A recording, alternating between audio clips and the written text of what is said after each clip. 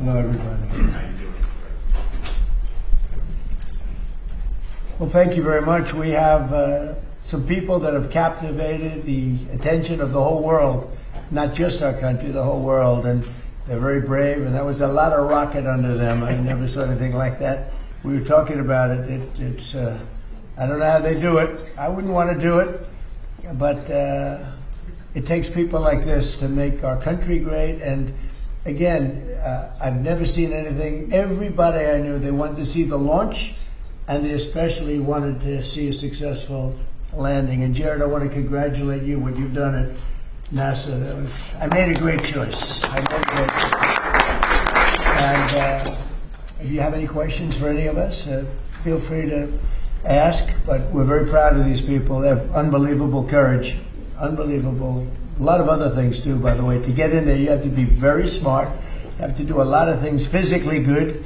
So I would have had no trouble making it. I'm physically very, very good. Maybe a little bit of a problem. I don't know. I'm sure we'll have to try it sometime. Is a president allowed to go up in one of these missions? We can get working on that, Mr. President. We have no problem, right? We're going to launch more rockets. The opportunities. We'll have to try it. Congratulations very much. And by the way, their families are over here, beautiful families, and they're in the Oval Office, and they walked in, they said, wow, the Oval Office. Everybody likes the Oval Office. So, any questions, please? Mr. President. Thank you, Mr. President. First of all, it's a great honor to meet all of you. Congratulations, and welcome to the White House. I have had the privilege of interviewing Gene Cernan, the last man to walk on the moon.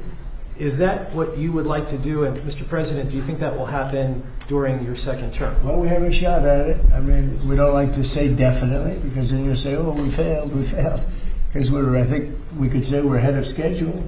So we have a good shot. We've authorized it. And I think with this team and, with Jared's done such an amazing job at NASA, I think we have a good shot, right? We'll see. Yes, Mr. President, we have an achievable plan now back to the moon. And we're back in the business of launching moon rockets with frequency. So we just sent Artemis 2 around the moon. We're going to launch Artemis 3 in 2027. We'll protect for 2 opportunities in 2028 to return astronauts to the surface of the moon. I like space. I started Space Force, as you very well know. It's been very, very important. And they tried to kill it. And actually, the military would not let the Biden administration kill it. They wanted to kill it. And it's going to turn out to be one of our most important things. I think it'll turn out to be one of the most important things they did. But we got involved with NASA bringing it back. And I was saying when I first looked at some of your facilities, they had grass growing on the runways right in between the cracks of the asphalt. And but not anymore. It's really strong. And what they do, one of the things they do that's so important is for our military offense and defense. And a lot of people say, well, is it worth it? It's really worth it, because what's happened militarily, you see what we're doing militarily, a lot of that comes from space.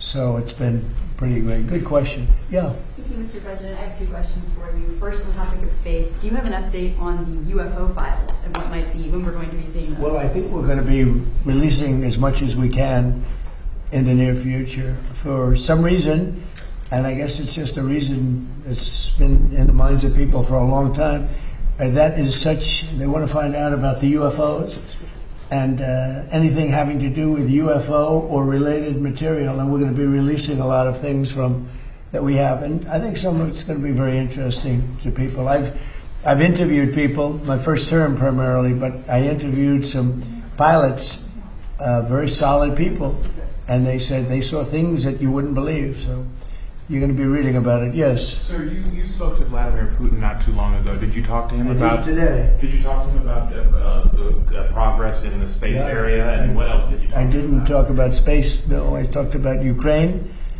and I talked a little bit about Iran. I talked about a few different subjects, mostly about Ukraine, and we had a very good conversation. I think we're going to come up with a solution relatively quickly, I hope. What does he want? I think he'd like to see a solution, I can tell you, and that's good. What involvement does he want to have in the Iran situation? He told me he'd like to be involved with the enrichment if he can help us get it. I said I'd much rather have you be involved with ending the war with Ukraine. To me, that would be more important, because we're going to have that. Look, we're not going to let Iran have a nuclear weapon. And we've knocked out their Navy, we've knocked out their Air Force, we've knocked out their anti-aircraft, everything, apparatus, everything they have, their radar, they have very little left. And they have some missiles, a small percentage. They have a small percentage of missile-making facilities. We knocked out about 80% of them. The rest could come very quickly if we don't make a deal. They're not going to have a nuclear weapon. They know it, and just about everybody else does. And so we talked about that a little bit. He doesn't want to see them have a nuclear weapon either. But I had a long talk with President Putin. I suggested a little bit of a ceasefire, and I think he might do that. He might announce something having to do with that. Did he announce it yet? No, but I was wondering, I was just going to ask you. No, I asked him about, even if it's a little ceasefire, there's so many people being killed, it's so ridiculous. Yeah, thank you, Mr. President. In light of today's Supreme Court ruling on the Voting Rights Act, do you want Republican states in the South to look at redrawing congressional districts before I the don't know, you have midterms? to tell me, when did the ruling come out? I've been with the astronauts, I've been with contractors because we're trying to get the ballroom built Yeah. ahead of schedule. It's right on schedule. It's ahead of schedule now. I want to keep it that The ruling way. came out today. And I was also with commissioning some people, but one of, David Warrington's son, I don't know, you know David, everybody knows David. He's got this incredible son, so he was just sworn in, so we had other things. Tell me about the what happened. Well, some think that the ruling could create more Republican-held congressional seats in the South. That's good. Yeah, would you That's want the them kind of to? ruling I like. Would you want them to When pursue did that that? happen? Well, the Supreme Court ruled on it this morning. Really? Is that right? Tell me about the ruling. Well, I have a question. This is Mr. CNN President. fake news. On your call with President Putin today, do you think the war in Iran ends first or the war in Ukraine? Well, we talked more about the war in Ukraine, but he would like to be of help. I said, before you help me, I want to end your war. So we had a good talk. I've known him a long time. I think he was ready to make a deal a while ago. I think some people made it difficult for him to make a deal, but we talked more about Ukraine. But which war do you think ends first?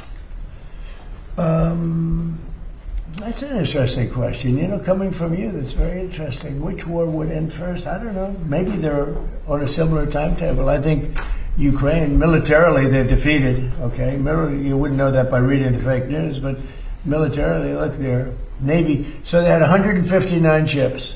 Every ship is right now underwater. Typically, that's pretty good. What do you think, Jared? I mean, it's going to be hard for them to make a naval comeback. Okay, now they have an Air Force. Every one of their planes has been shot down or has been decimated. They have missiles, about 82% are gone, and they have drones, and most of them are gone. Most of the factories are mostly gone, and we have tremendous anti-drone equipment now, between lasers and that new, very special machine gun that knocks them out of the air like flies. And we use bullets instead of $1 million, missiles to knock out a $30,000 drone. So I would say Jared would tell me that with everything you just heard, typically we're in pretty good shape. And in addition, their economy is crashing. Their, as you know, their money, they call it their money, they don't have a name for it. Their money is valueless. They've got inflation that nobody's ever seen before. Other than that, I think they're doing quite well. If you read the New York Times, you'd say they're doing wonderfully because it's fake news. Or if you watch CNN, I mean, you cover it all the time. You think they're doing well. Do you think they're doing well where they have no Navy, no Air Force, no anti-aircraft apparatus, other than what they may have put there? They may have brought in some light stuff during the ceasefire, and we know exactly where it is, so it'll be knocked out within the first 15 minutes. Mr. President. Thank you very much, Mr. President. I want to go back to the Supreme Court ruling on the Voting Rights Act. I know you said you haven't seen it. When did it come out, just now? No, it came out this morning, but basically very much narrows the Voting Rights Act. Was it And considered a win for a win for Republicans. I love it. absolutely. But my question, This is a very good, we can end this conversation. I want to read it. my question Wow. for you, Mr. President, is that some Republican governors have not responded in terms of what they're going to do. I guess early voting, for example, in Louisiana Republican governors what? Republican governors. What about it? Early voting begins Saturday there, for instance. should they redraw the map in the next couple of I months? would. I mean, it depends. I mean, some states don't need to redraw, and some do. I mean, I know what the concept of the rule. I just haven't seen the result. Yeah, I would say generally, I would think that they would want to do it. Some are greatly helped, and some, didn't make much difference. Yeah, I would say they would do that. They have time to do it. Yeah, please. Thank you, Mr. President. I wanted to ask you, there's a lot of drama on the House floor today. Several bills were stalled, and a rule took 2 hours to pass today, and there's still some tension over the farm bill. Do you think that you need to get more involved legislatively on Capitol Hill? Well, we want the farm bill. The Democrats don't. We want security, okay? We need security. We want security. The Democrats don't think we need security. They actually do, but they suffer greatly from Trump derangement syndrome, like at levels that nobody's ever seen. They're sick people. There's something wrong with them. They don't want to pay anybody for security. They don't like ICE. They don't like Border Patrol people. They don't like the people that keep us safe. When they ran this, they let 25 million people into our country, and many of those people were from prisons. They were from mental institutions, drug dealers, murderers. 11,888 murderers, half of whom committed more than one murder. They think that was fine. I happen to like law enforcement. They essentially want to defund law enforcement. And I don't think the public's going to let them get away with it.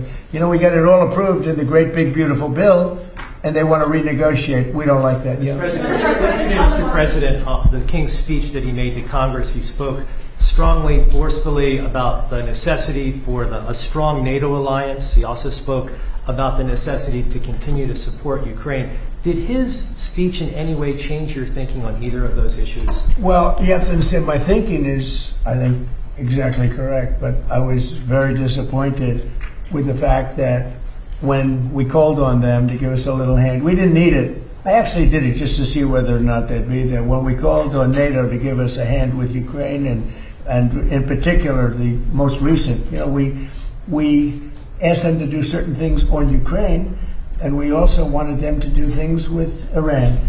And on Ukraine, they're very much involved, but they didn't do things the way we would like to see it. It's been going on for a long time. And on Iran, they weren't there. As you know it better than anybody. They weren't there. The King is fantastic. We spent a lot of time together. We had a lot of talk. We talked about this also. And he loves his country, and he's a great king, and he's a great friend of mine. And I think if he were doing that, if that were up to him, he would have probably helped us with Iran. He would have followed the suggestions we made with respect to Ukraine, because we have some disagreements on Ukraine, and not having to do with NATO so much as European countries. But no, he's coming back tomorrow.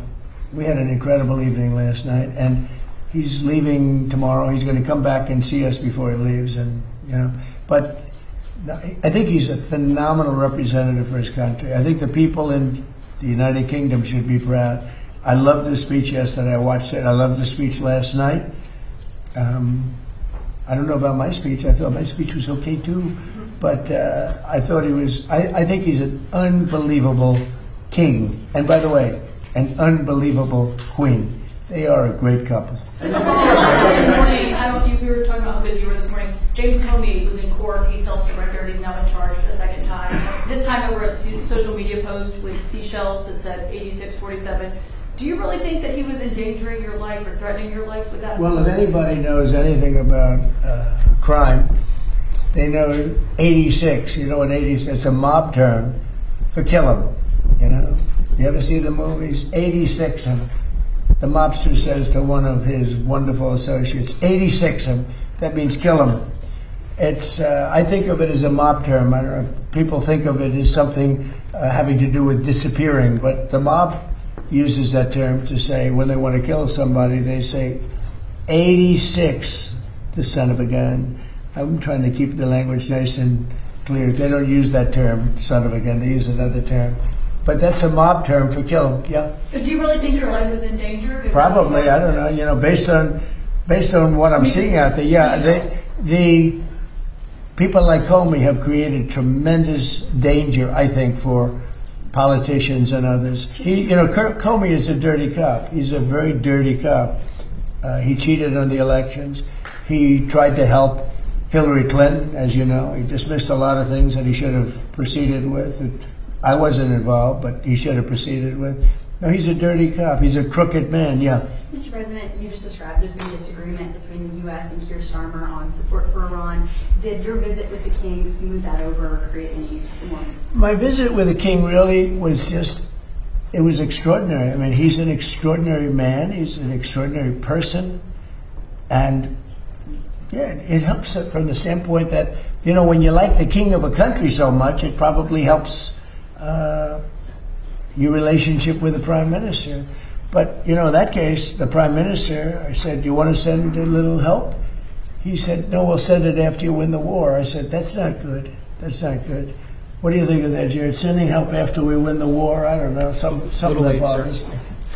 I don't want to get you guys involved, but I can imagine what you're thinking. The United Arab Emirates, the UAE, they pulled out of OPEC. Yeah, what do you think about I that? think it's great. I think it's great. Look, I know him very well, Mohammed, and very smart. And he probably maybe wants to go his own way. That's a good thing. I think ultimately it's a good thing for getting the price of gas down, getting oil down, getting everything down. They have it all. He's a great leader, actually. So no, I'm okay. They're having some problems in OPEC. Kevin Warsh passed a hurdle today. The Senate Banking Committee confirmed his nomination. It will go to the Senate floor. He'll be on the Fed in mid-May. Is it your expectation that he can persuade the other Fed governors to lower interest rates? Well, we'll see. I mean, they should, recently, because it's a good time to lower them. We're the most prime country anywhere in the world. We're right now having investments made in our country at a level that nobody's ever seen. No other country's ever seen it. Tens of billions of dollars are being invested. Factories, auto plants, AI. I mean, not just AI, because AI is new. We're leading China by a lot in AI, as you know. I'm letting them build their own electric plants. They're building them, otherwise you could never do it. It was a concept that I came up with. I'm very proud of it. And by the way, they're building electric plants that people in the utility industry have never seen before. They're saying, man, that's incredible. So they're building these massive buildings that cost billions of dollars, and they're building their own electric plants. So they're not taking from a source or the old grid, an old grid that wouldn't be able to do it. No, we're leading with everything. But in the history of our beautiful world, there's never been a country that has so much money being invested in it as us. And tremendous number of auto plants, by the way. The auto plants are coming out of Canada, Mexico, Japan, South Korea, Germany. They're all coming to the United States. And the reason is I have a very smart tariff policy. We were taken advantage of for years. We were being ripped off by other countries for years. And those days are over. Yeah, please. Mr. President, regarding Iran, how long are you prepared to maintain the blockade? Could that go several more months? Well, the blockade is genius, okay? The blockade has been 100% foolproof. It shows how good our Navy is, I can tell you that. Nobody's going to play games. We have the greatest military in the world, and I built much of it during my first term, and we've been building it since. And the greatest anywhere in the world, nobody even close. And you see that, whether it's Venezuela, and they have a good military in Venezuela, but it was over in one day. It was actually over in about 48 minutes. Iran, the same thing. I mean, militarily, we've wiped them out. They have no military left. It's all the Navy's at the bottom of the sea. The Air Force is never going to fly again. We've got an amazing military. Now they have to cry uncle. That's all they have to do. Just say, we give up. We give up. But their economy is really in trouble. So it's a dead economy. So will the Operation Economic Fury and the blockade get Iran to nuclear talks fast enough, or do you think another wave of strikes will be necessary? I don't know. It depends. We're having talks with them now, and we're not flying anymore with 18-hour flights every time we want to see a piece of paper. We're doing it telephonically, and it's very nice. I make a call, or I have my people make a call, and you know the answer. I always like face-to-face. I consider it better. But when you have to fly 18 hours every time you want to have a meeting, and you know what the meeting's all about, and you know they're going to give you a piece of paper that you don't like before you even leave, it's ridiculous. They've come a long way. The question is whether or not they're going to go far enough. So at this moment, there will never be a deal unless they agree that there will be no nuclear weapons. Yeah, go ahead. Are you considering relocating NASA's headquarters out of D.C.? States like Florida, Texas, and Ohio have expressed interest.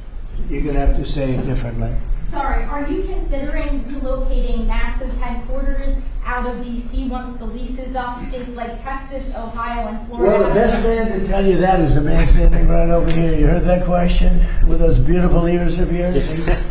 He's got great hearing, you know. He's got super hearing. Trick of the trade, sir. What's the answer to that? I think the answer to that is we have 10 amazing centers around the country that all kind of bubble up to contribute to the mission we're able to undertake, like Artemis 2. I think in terms of the headquarters, we have a lot of people very interested in our mission. So being here in D.C. gives us the opportunity to kind of interact from all our stakeholders, make sure we make the right decisions for the nation. Yeah, D.C. is an advantage, I guess, for you. It's got to go around. It's got to see some senators, make sure they keep going, right? Yes, Mr. President. Yeah, probably staying around is not so bad. And importantly, Washington, D.C. is now one of the safest cities in the country. When I came here a little more than a year ago, it was a very unsafe city. And now, maybe even more importantly than that, we have the hottest country anywhere in the world. And you helped make it hot. You know, you helped make it hot. When a year and a half ago, and I say it a lot, the King of Saudi Arabia, but others also, the King of Saudi Arabia said, Mr. President, a year and a half ago, we thought you had a dead country. We thought the United States was a dead country, and now you have the hottest country anywhere in the world, and we do. And believe it or not, I mean, when everybody in the world was watching that incredible performance by NASA, these incredible people behind me, where they get the bravery, I have no idea. But you're a big part of it. You really are. We have the hottest country in the world. Thank you very much, everybody. Thank you, Brad.